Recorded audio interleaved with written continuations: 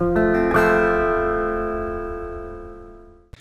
there was originally an intro on this video where I edited Chris Chibnall's face into the third Doctor's opening, and it was funny and shit, but then BBC, because they're a bunch of fucking cucks, deleted it for copyright, so now I have to put it in the corner with this fucking disclaimer so that they don't fucking copyright strike it. God, I hate you, BBC. I hate you. Fuck. This is fair use, okay? For the last 40 years or so, time and time again I've had to withstand watching a new Doctor Who season crash and burn. Even worse than the last one did. Let me reiterate, I used to be the world's biggest Doctor Who fan. When I was a kid, my identity was basically 10% Michael Jackson, 5% Game Grumps, and 85% Doctor Who. I am now no longer a fan of any of these things.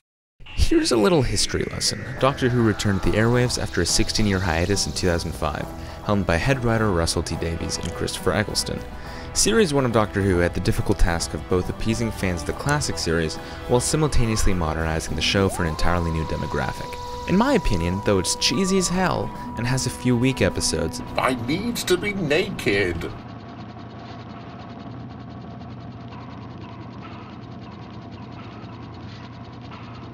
Series 1 succeeds with flying colors. But what made it work? Well, for starters, the character of the Doctor was darker and more vulnerable than ever before. This was due, in part, to the Time War, a concept Davies came up with to inject this new iteration of the show with an entirely new atmosphere. The Doctor is the last of his species, and that fact kinda bums him out.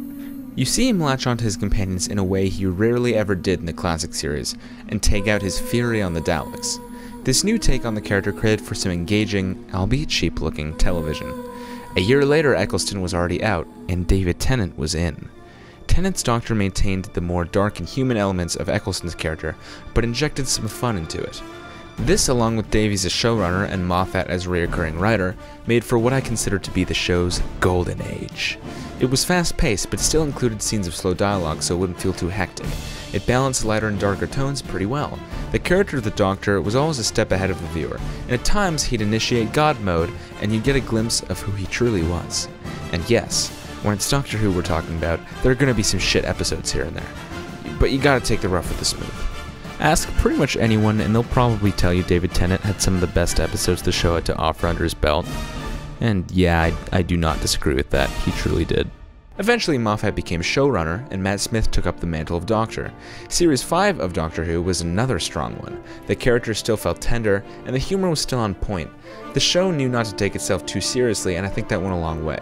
Also, in my opinion, the episode concepts from Series 3 till 5, especially Moffat's, were at their all-time best.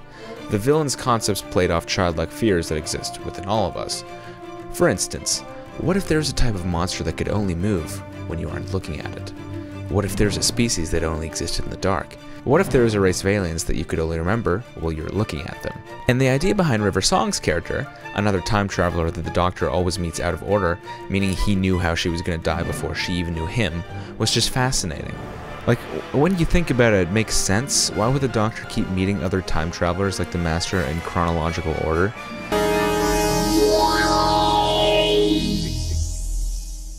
You escaped from Zarephath. Oh. They're time travelers, man. They should be encountering each other completely out of order. And yet, they don't. They just always meet each other in perfect sequence. What a coincidence. This series brought about Amy Pond, who is one of the most intriguing premises of any companion, in my humble opinion. You're Amelia. You're late. Amelia Pond, you're the little girl. I'm Amelia, and you're late. What happened? 12 years. You hit me with a cricket bat. 12 years. A cricket bat? 12 years and 4 psychiatrists. But then she also wants to fuck the Doctor really badly, I guess. Like, holy shit, she really wants to fuck the Doctor. You absolutely, definitely may kiss the bride. Amelia? No, Rory's right there. He just spent 2,000 years waiting for you. And this is the best you can do. Yes, and I was... Mother-in-law. Mother-in-law. All in all, Season 5 was another huge success for the show. But then, a year later, it started. The downfall of Doctor Who. One day, Stephen Moffat was walking home when he got attacked by the Absorbaloff of talent. The thing is, Stephen didn't even realize the Absorbaloff had attached itself to him, and over the next few years, like a parasite, it slowly sucked the writing talent out of him. observable on both Doctor Who and his other show Sherlock. Series 6 was still pretty good though, even if the finale made no sense. But Moffat's love of over-convoluted storylines and ridiculously overblown storytelling was becoming more and more apparent.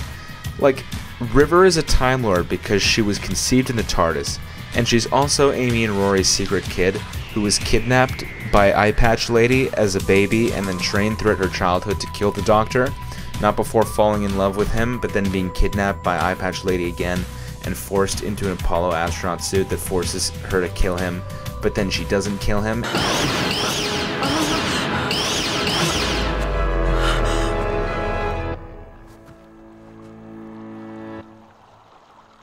Hello, sweetie.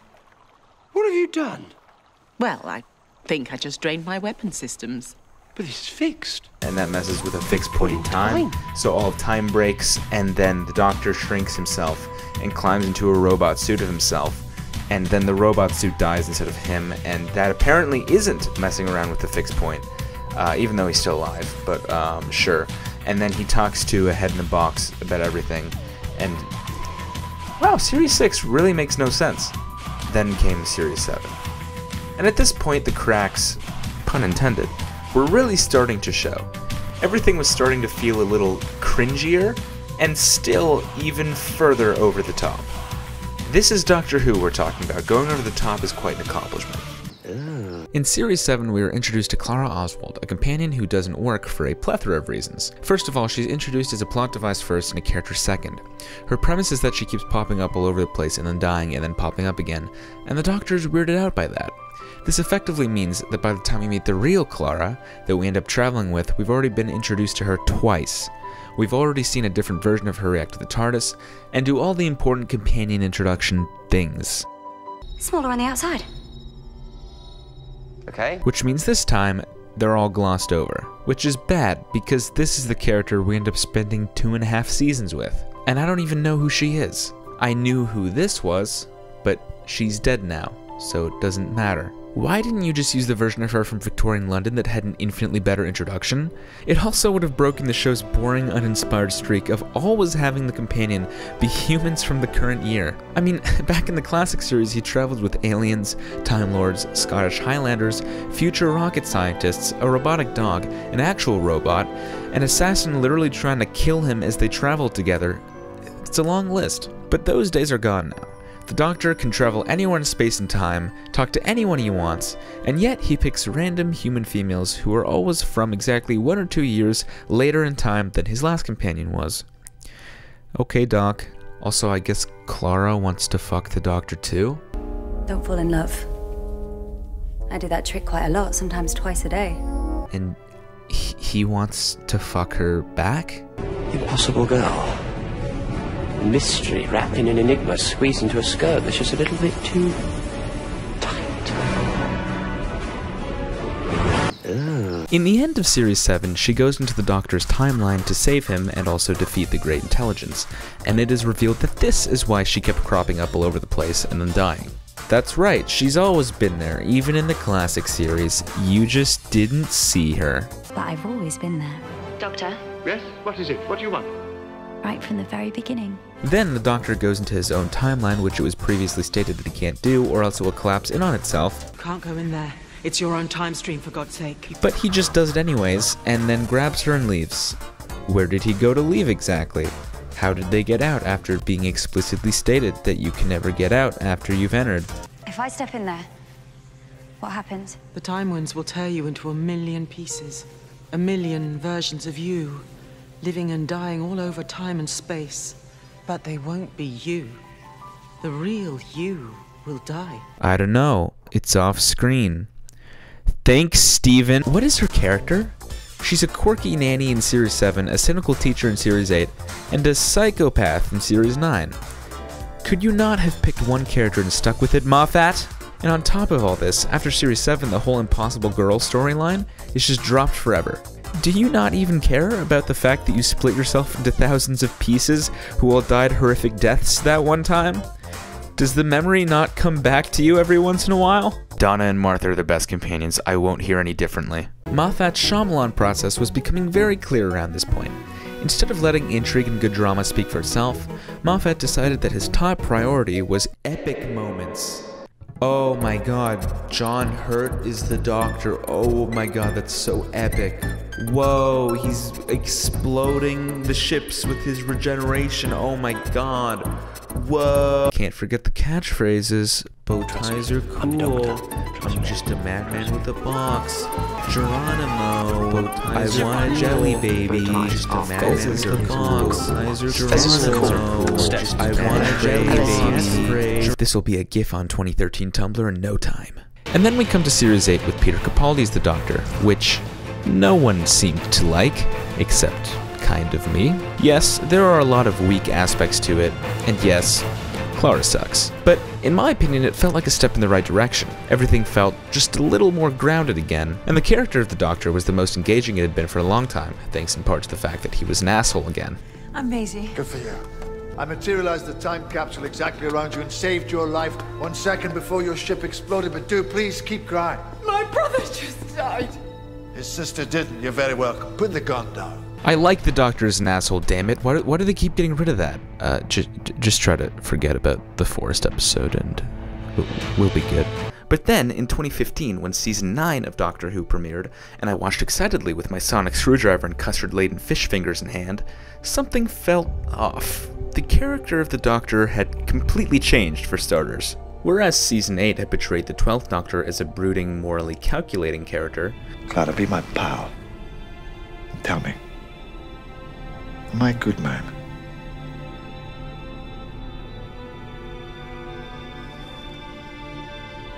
suddenly he was Matt Smith again. We've partied! Yes! I helped you dig a well with the first-class, child-friendly visitor center! Missy, who'd been one of my favorite iterations of the Master after her appearance in the albeit mixed bag that was Season 8, was suddenly a really fucking annoying caricature. Today I shall be talking to you out of the square window. And Clara, who'd been Clara, was still on the show? Oh no. That's not a very good start to a season now, is it? Also, the post-production in this season is laughable at times. Ended up faking my own death. My first stint as a man. Some people say that the Doctor's character completely changing overnight was just character development. Walter White is a perfect example of character development, as he gradually changes throughout the course of Breaking Bad. This ain't character development. This is the Doctor's character instantly completely changing off screen. This is Stephen Moffat caving to criticism and scrapping the great concept for a character he had on his hands. And it's a damn shame. This series does have one amazing episode, that being Heaven Sent. The Doctor is completely alone in this episode, and for 1 hour, you watch him struggle to come to terms with Clara's death. Moffat doesn't like committing to actually killing off characters, and try to break free from the weird creepy prison thing he's stuck in. The episode is so beautifully directed, so well written, that I honestly can't believe it's by the same person who wrote this. How's this? No!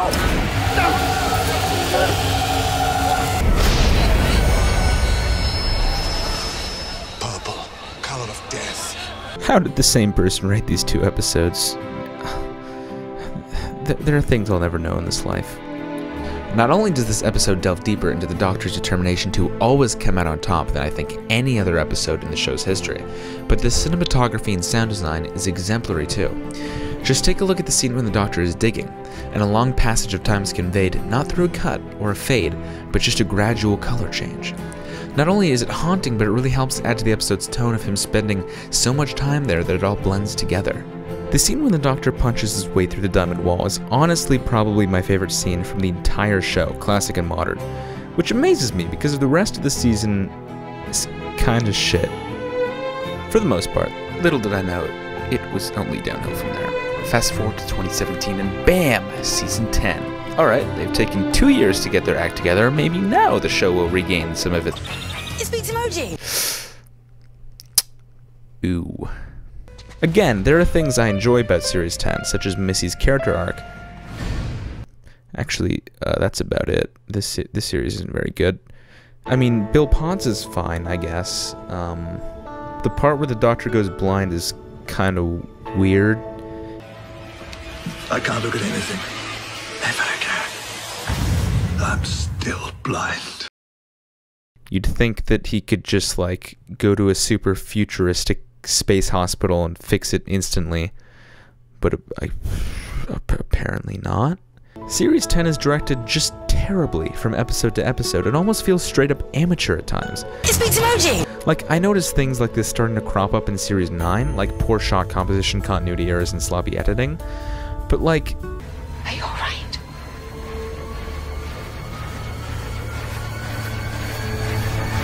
Why was that in slow motion?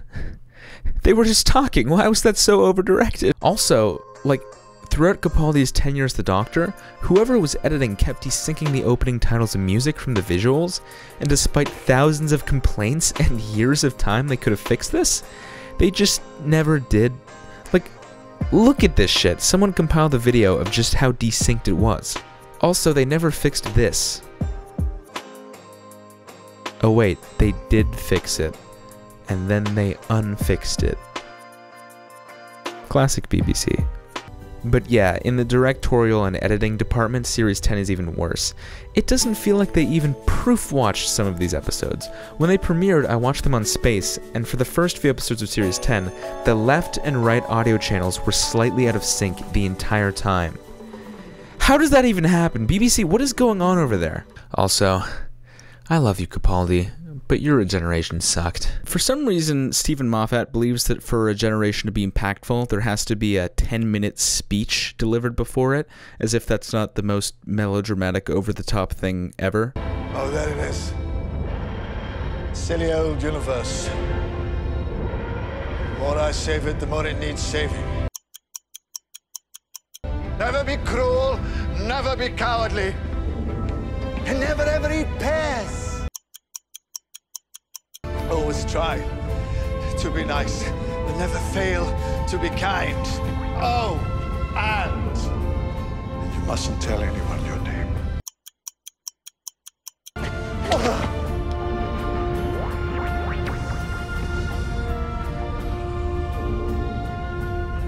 Except children. Children can hear it. Laugh hard. Run fast. Be kind.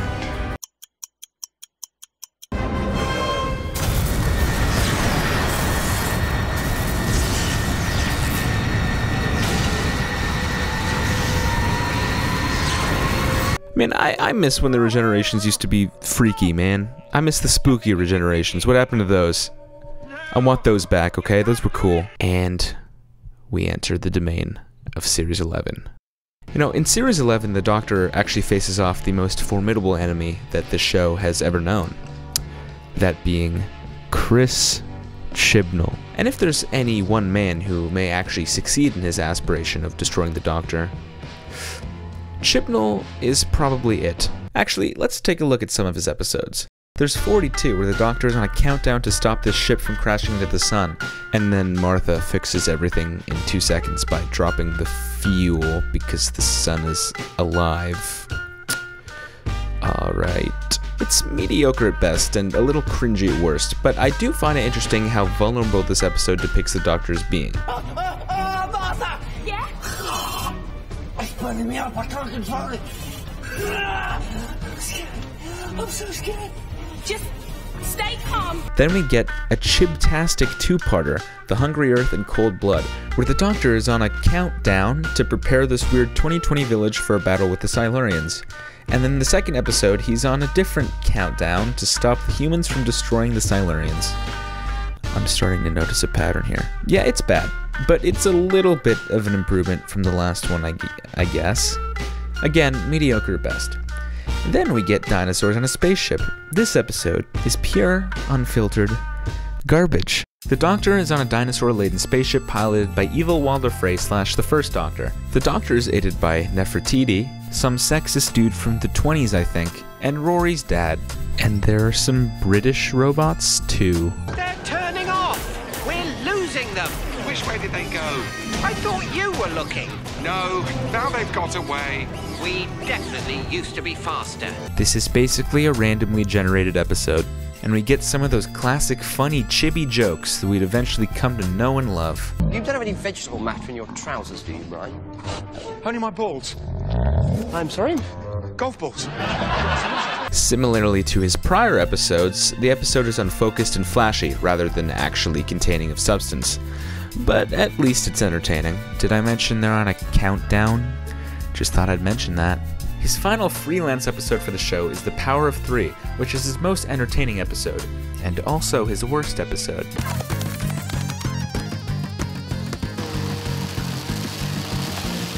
So basically, a bunch of cubes appear everywhere, and then everyone's like, why are there cubes everywhere? And then the doctor's all like, why are there cubes everywhere? And then they just incorporate the cubes into their everyday life, as one does when a bunch of black cubes appear all around you in your sleep. So the doctor observes the cubes living out of Amy and Rory's house for a year. This is a year of all these characters' lives. Just remember that. Anyways, there are also these nurses with weird faces and stuff, and they're kidnapping patients, I guess. And there's this Blue Eyes girl. She's there. But then one day, the cubes start counting down. My god, dude. My god. My god. And then the cubes kill 1/3 of all humans. Jesus. Well, okay then, George R.R. Chibnall. But have no fear, because at this moment, Rory discovers a spooky secret elevator with a portal wall. Apparently, in an entire year, no one has thought to lean against or touch that wall. Okay, Chibnall. So they go through the portal into the cube lair, and they find the greatest villain Doctor Who has ever had the honor of featuring, the Emperor of Cubes. He then talks about his maniacal cube plan with them in a way that's so cliché it actually feels like a parody. Why the cubes? Why Earth? Humanity, the Chakri will halt the human plague before the spread. Oh, I guess he has laser eyes too. It's a shame he only uses them once, and then never again. But then, just as he's about to put his cube plan to kill all humans with cubes for some reason into full swing by releasing more cubes. It's going to release more cubes. He just leaves. He just leaves. No explanation. No rhyme or reason. He's just fucking gone. He's gone. Just the ship's automated interface, like a talking propaganda poster. Since he, just left the Doctor in his cube lair, the Doctor instantly uses his sonic screwdriver to magically fix everything and bring everyone back to life. I can't make this shit up. How? Who were the nurses kidnapping patients? Why were they kidnapping patients? I don't know. Chibnall forgot about them, it would seem. So, as you can tell, this one's a masterpiece. Great choice for head writer, BBC. That's just a spot-on pick right there. Give yourselves a pat on the back for picking Chibnall. Believe it or not, I was actually looking forward to season 11 initially. After Moffat's reign of terror, anything seemed like it would be an improvement. And then I watched it. Do not fight me. I have control of your body. All brain and motor functions are under my power. Whoa. Did you just see that?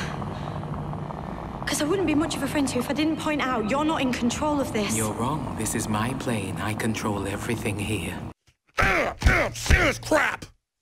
There are a lot of reasons that Series 11 is even worse than 9 and 10, but I'll try to boil it down to a few short points. 1. The music sucks. Murray Gold, who used to be the show's composer, penned up some of the best character themes and soundtrack music a TV show has ever had. Not only would it convey character and emotion, but reoccurring melodies added so much more impact to certain moments. Why don't you ask her yourself?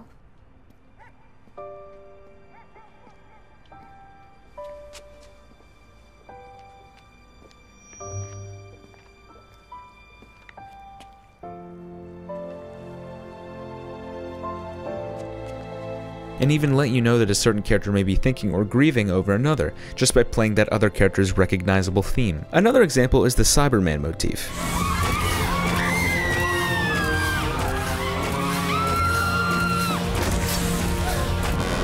In the episode Dark Water, it's unclear who the baddies are until this moment right here. Who would harvest dead bodies? I feel like I'm missing something obvious.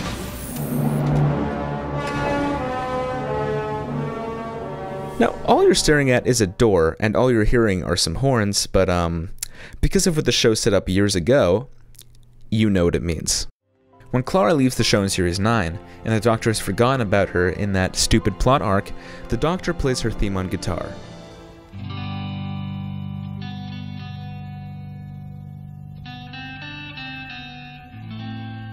And Clara says this. You said memories become stories when we forget them.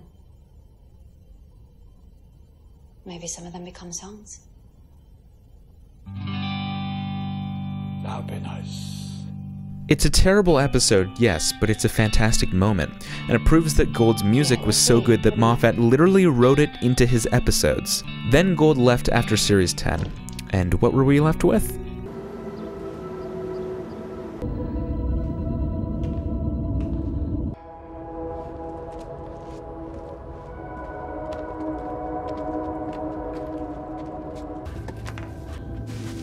What do you think?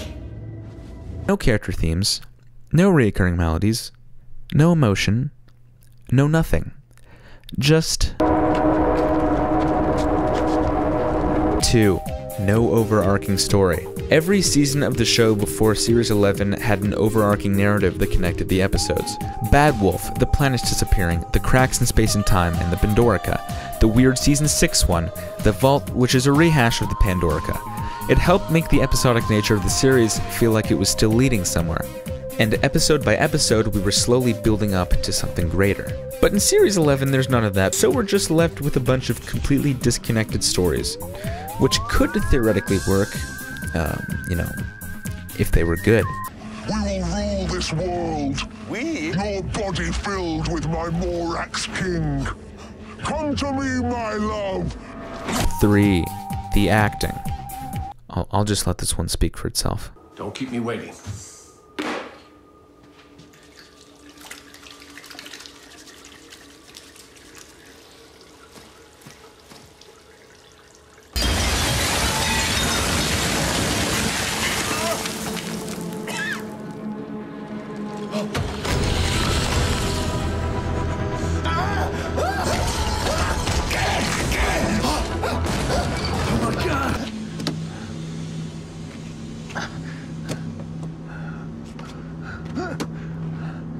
Eat my salad.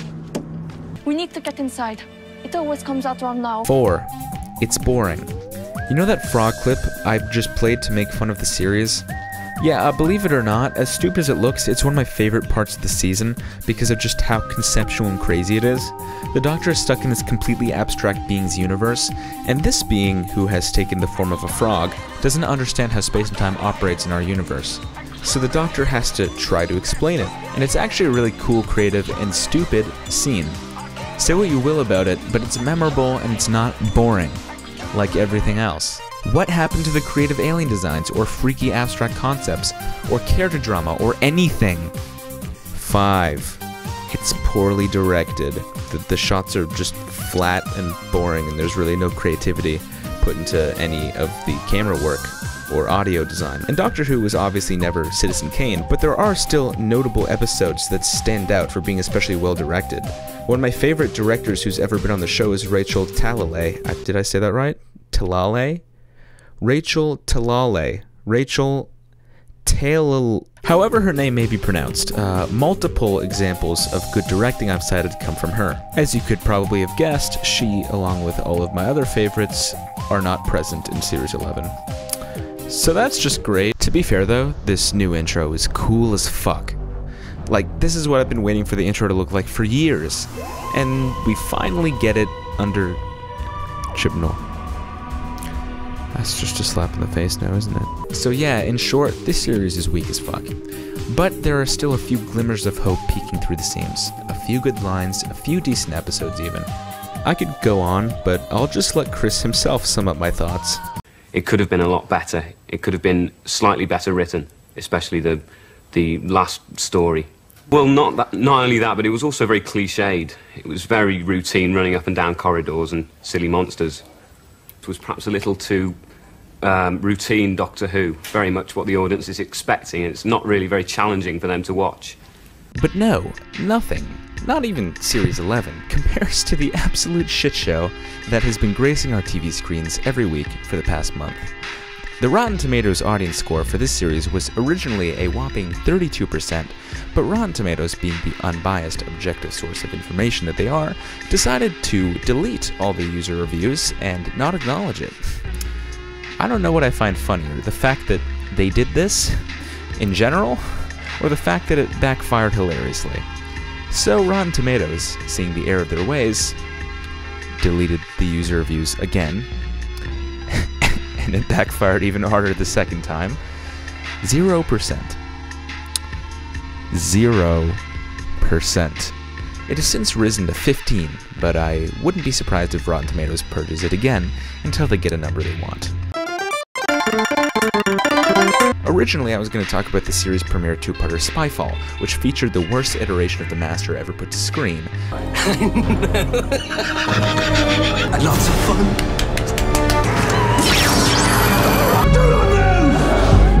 A weirdly distasteful part where the Doctor hides from Nazis and floorboards. I can work with this. Oh, did I mention the Master's a Nazi? An Indian Nazi? Whatever. And some wonderful, great wokeness. Don't be ridiculous, Franklin. I've read the files. The Doctor is a man. I've had an upgrade. Hi. But to be honest, the episode that aired the following week, Orphan 55, may have just seized the crown for the worst Doctor Who episode ever released. Now, obviously I could have looked at any old bad episode from this series, but I think this one in particular is especially emblematic of everything that's wrong with the show right now. At least like fucking the Horns of Nimon or Timelash or Love of Monsters are funny to watch because of how bad they are. Leave that alone! No, when you see what happens